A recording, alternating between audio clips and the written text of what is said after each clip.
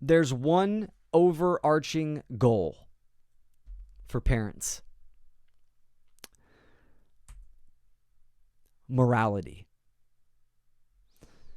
Most parents want their children to grow up and be good human beings, but parents themselves cannot correctly define what it means to be a good person. What is morality? And my partner John and I, with Natural Freedom League, we go out on the streets and we ask people these questions as well. And it's phenomenal how many people cannot accurately and correctly define what morality is. And morality is objective. Objective morality is based upon natural rights that are inherent to nature and can never be taken away or made into a wrong. It's the objective distinction between right and wrong behavior. This is what morality is. And the problem with parents not teaching objective morality, well, actually, it's not that they're not teaching, they're condoning and they're teaching moral relativism. That morality is whatever you say it is. That human beings can make it up as they go. It can be different in one area and then it can change to another, right? This is what government does. Government does this all the time, right? You could smoke weed over there, but you can't smoke weed over there. And what is that ultimately doing with that false authority?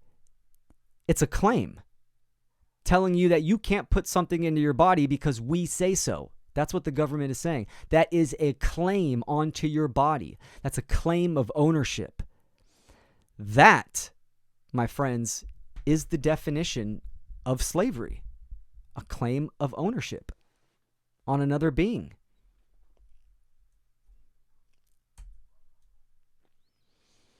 So to understand morality, you need to know what is a right.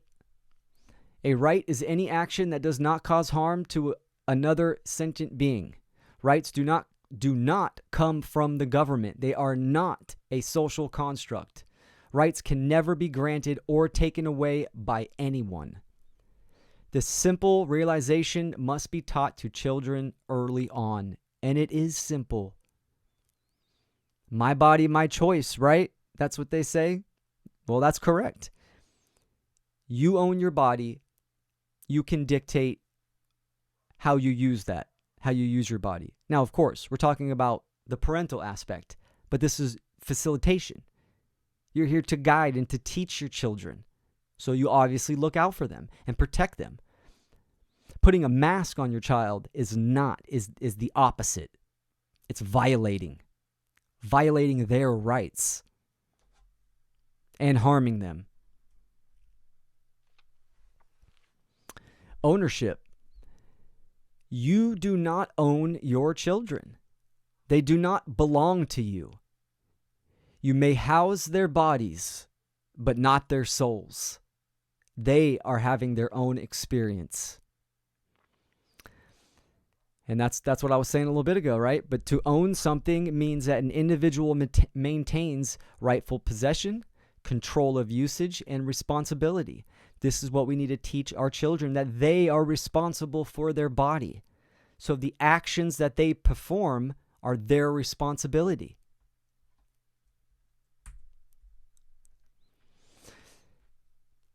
So we need principles, not principles. Teaching moral principles instead of obedience to authoritarian principals, right?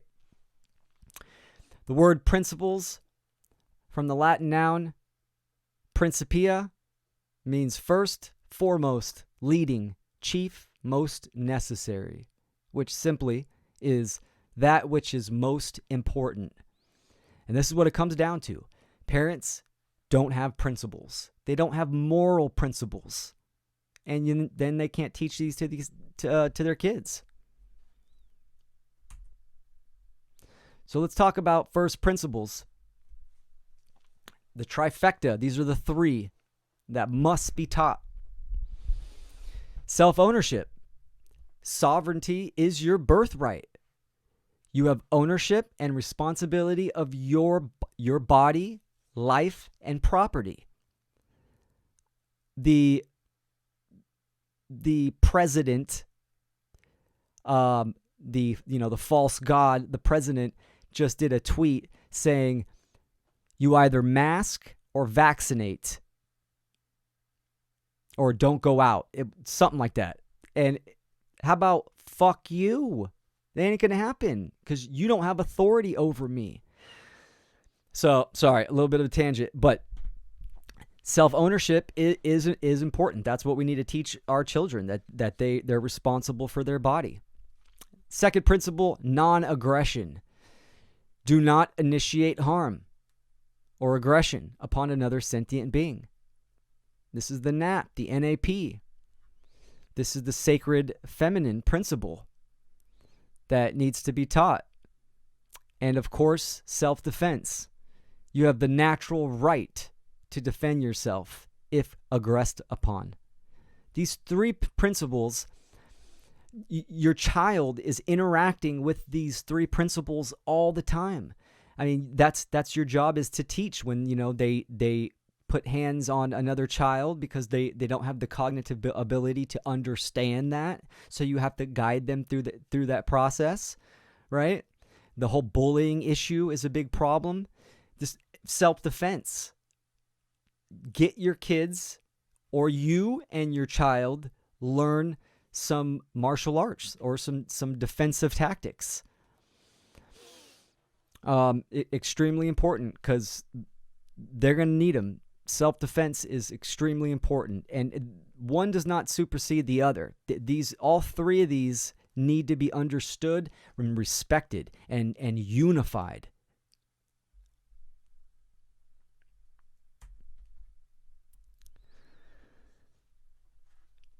Conscience. This ultimately is what we're doing. We're raising a child to exercise their conscience. And conscious from the Latin prefix con, meaning together, and the Latin verb sciere, meaning to know. So conscious means to know together. It is the definitive knowledge of the objective difference between right and wrong behavior. Also known as common sense. This is what common sense, it's so common, pun intended. People say, oh, there's a lack of common sense. There's a lack of common sense. But they truly don't even understand what that means. And this is our job, is to understand. This is our duty, as our moral obligation as parents, is to have our children grow up to exercise their conscience and to truly know morality and what it means to be a good person. And the exercise of conscience, the free will choice of right action over wrong action. Once the definitive knowledge of the difference between right and wrong has acquired, and when they have that knowledge and they make that choice, that's when they're exercising conscience. We see the inappropriate way of ignoring their conscience, going against conscience with the police and military. The military dropping bombs on people because their authority told them so. That's them not listening to their conscience. And that makes them a bad person. If there's one thing that I could give my child, it would be freedom. Freedom is the most important thing. Because what is life without freedom? Your free will, your expression of your being.